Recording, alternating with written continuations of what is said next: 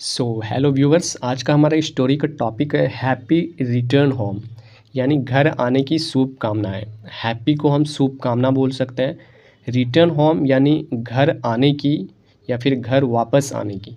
ठीक है, happy return home, घर आने की शुभकामनाएं। इस स्टोरी की मदद से आप इंग्लिश को बोलना, लिखना और समझना सीखेंगे। तो चलिए हम स्टोरी को स्टार्ट करते हैं। देखिए, सेंटेंस है वंस अ मैन, एक बार एक आदमी। वंस अ मैन, एक बार एक आदमी। वॉस कमिंग, वॉस का मतलब था, कमिंग का मतलब आ रहा। ठीक है, एक बार एक आदमी आ रहा था, बैक वापस। होम, अपने घर वापस आ रहा था। After a long time, long time का मतलब होता है बहुत समय के बाद। आफ्टर का मतलब बाद में, लॉन्ग टाइम का मतलब होता है बहुत समय के बाद।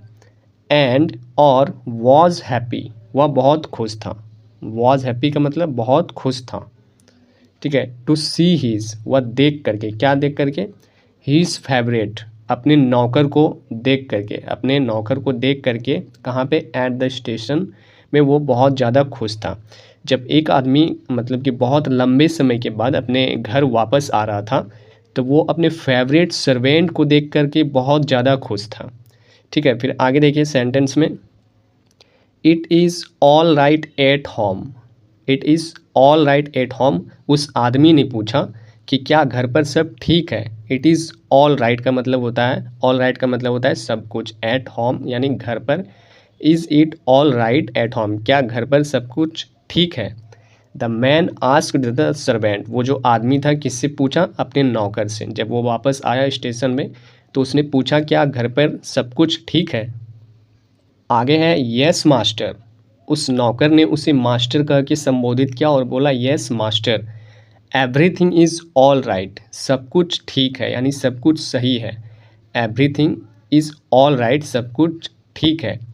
एक्सेप्ट, अलावा, योर पैट डॉग, आपका जो पालतू कुत्ता था उसके अलावे सब कुछ ठीक है। That died a four night एगो, पिछले रात आपके पालतू कुत्ते की मौत हो गई।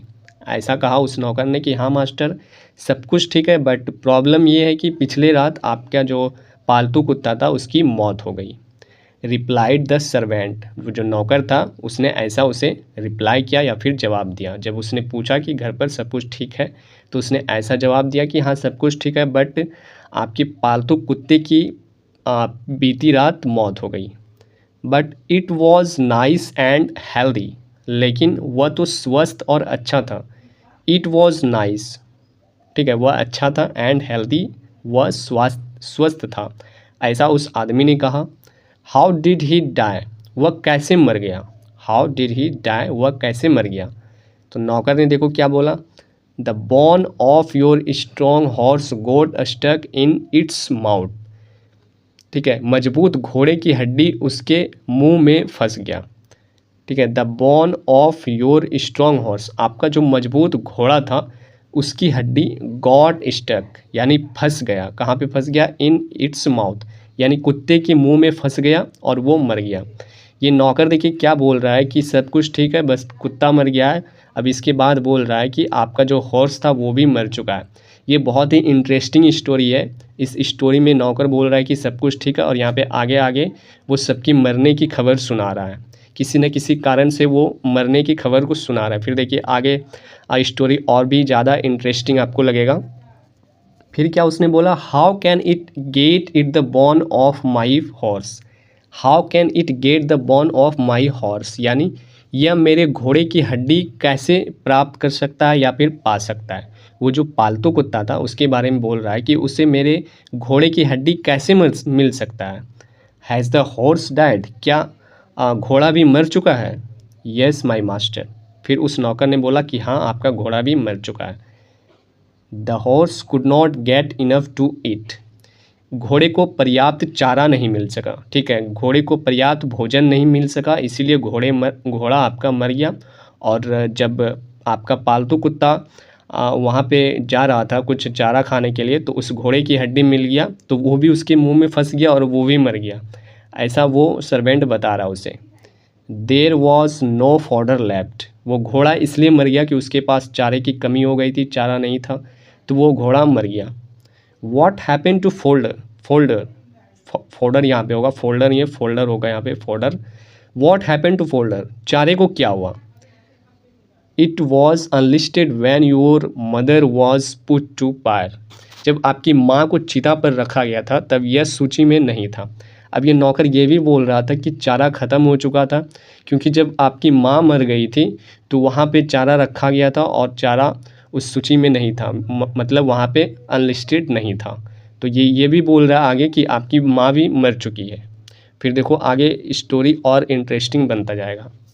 व्हाट डू यू मीन, मतलब आदमी बोल रहा है तुम्हारा कहने का क्या मतलब है? हैज़ माई मदर डैड, क्या हमारी माँ भी मर चुकी है? हैज़ माई मदर डैड, जो तुम ऐसे बोल रहे हो।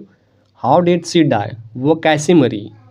सी कुड नॉट टोलरेट, वह सहन नहीं कर सकी, क्या नहीं कर सकी? The death of her only grand son, अपने पोते की मौत को वो सहन नहीं कर सकी, इसकी वजह से आपकी माँ मर चुकी। अब वो बोल रहा है कि आपका पोता भी मर चुका है, इसका मतलब वो आदमी बोल रहा है कि इज़ माई सन डैड, क्या हमारी बेटे की भी मृत्यु हो गई? यस, उसने बोला यस ही डाइड, वह मर चुका है। वैन योर हाउस कोलैप्स, जब आपकी इमारत गिर गई थी या फिर ढह गई थी, आपका बेटा मर गया था। हैज़ माई हाउस कोलैप्स्ड, तो उस आदमी ने बोला क्या मेरी हाउस भी कोलैप्स्ड हो गई, क्या मेरी इमारत भी गिर गई? फिर सर्वेंट देखो क्या बोल रहा है फिर आगे। When your father tried commit, sorry when your wife tried commit, जब आपकी वाइफ ने टू सुसाइड करने का प्रयास किया था, क्या चीज़ से?